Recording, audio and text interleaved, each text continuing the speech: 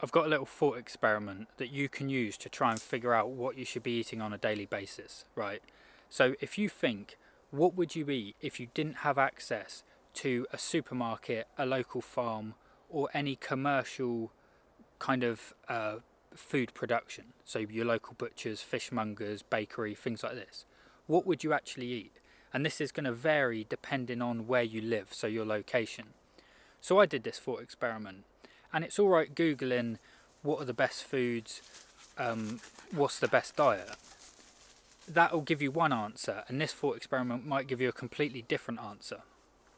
And then you've got to figure out which one's right. But so I live literally 2 minutes away from where I am right now. So if I wake up in the morning, I've got no access to this commercial food. I think, what am I eating? So I looked out into the woods and I thought, right, I know the woods is full of, this here is a hazel tree. It's full of hazel trees, so maybe I'll be eating hazelnuts. And then if you logically think about it, this tree doesn't have hazelnuts on it right now, and it only does produce hazelnuts for about a week. And even then, all the squirrels are going to get them before you do, so hazelnuts are out. There is an abundance of blackberries at the moment, so I'd be eating plenty of blackberries right now. That's only the case for about a month. They're on the bush for about a month. But there are plenty of them, so it's not like you're competing with other animals. There are a couple of massive cherry trees in this wood, so I was thinking, I'll be eating plenty of cherries. But then it only produces the cherries for about a week, and then you're competing with the birds, and the birds always get there first, because they're more in tune to when the fruit is ready to eat. So when you go through it and you start thinking about what you'd actually be eating, there isn't a lot of plants that you'd be eating on a regular basis. You might be eating them today, but in a week they're not there anymore. So at the moment there's no hazelnuts on this tree. Mushrooms. There is always an abundance of mushrooms, but not right now. In October, November, you get the mushrooms. And even then, half of them will kill you. I got this book, I think it's called Food for Free. It's for foraging and gathering. And I was thinking, I just won't go to the supermarket. I'll get all of my food from nature. I remember the first time I ate an apple off an apple tree. I was like, why do we even have shops? If food just grows on trees, why don't we just, eat food off the trees? Why would you buy food? So I thought, I'll forage. And there's basically nothing about. You'll be very hungry if you're just focusing on foraging and gathering. So you go down that line logically, you've got apple trees. Again, apple trees don't produce apples all year round. They're not ripe most of the time. You can probably eat apples not ripe. But if you're eating ripe apples, you've got like a month window of opportunity to do that. And that's not right now, so I'd be hungry today.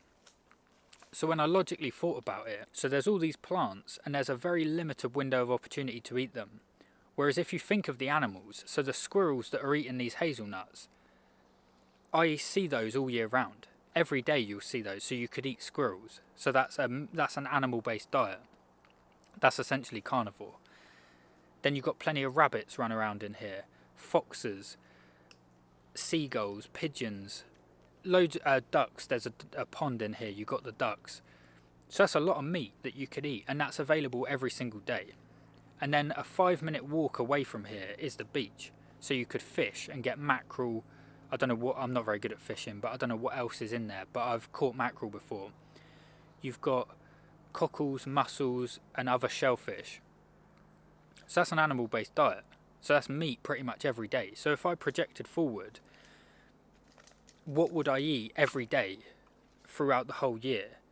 It's a whole lot of meat and carnivore-based diet, and then the odd hazelnut, blackberry, apple, pear, cherry, bits of fruit, nuts and seeds, and some plants. So if you compare that to the information that you'd get when you try and find out what the optimal diet is, it's a plant-based diet. Normally it warns against red meat. So the conclusion I come to was I'm basically going to be eating meat each day, and then the fruit, nuts, seeds and kind of vegetables and plants are going to be a very small addition. So this goes completely against the information that you've been told. And if you look around, everybody has access to the recommended daily guidance and the food pyramid, and everyone's unhealthy. But this way of thinking seems less common. It seems less common practice to think like this. So the reason I bring this up is, think about where you live. Now your situation might be completely different. I live in the UK, and this is what I have access to. So I come to the conclusion of the majority of my diet is going to be animal based. And I thrive on an animal based diet, and that makes a lot of sense to me because I'm in alignment with nature. When you compare that to the normal, like, societal food, none of it makes any sense. If you think that's normal and nature has probably evolved, I've probably evolved with my environment to eat naturally. So when I wake up in the morning and I look out the window, or I just look around me in my environment and go, what do I have access to? It's animals. Most of the fruit and nuts aren't in season. If that's nature, our man-made version is what's causing all the problems, and that seems obvious to me. So to go into Tesco and I can buy a banana that isn't even a real fruit, like that's been genetically modified over the years to have tiny little seeds and a lot of sugar content. So, and that's like still a natural thing. That's a fruit, but it's not in season for where I live.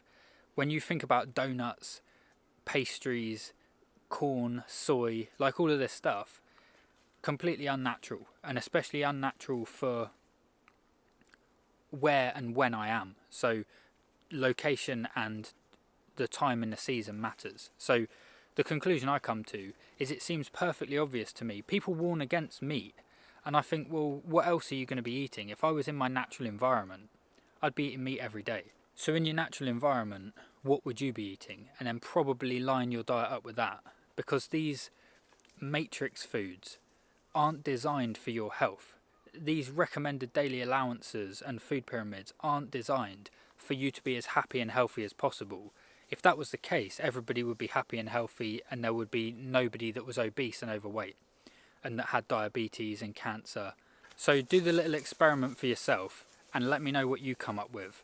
Am I talking waffle and none of this makes any sense and I should just go and eat some cornflakes? Or does this make sense to you?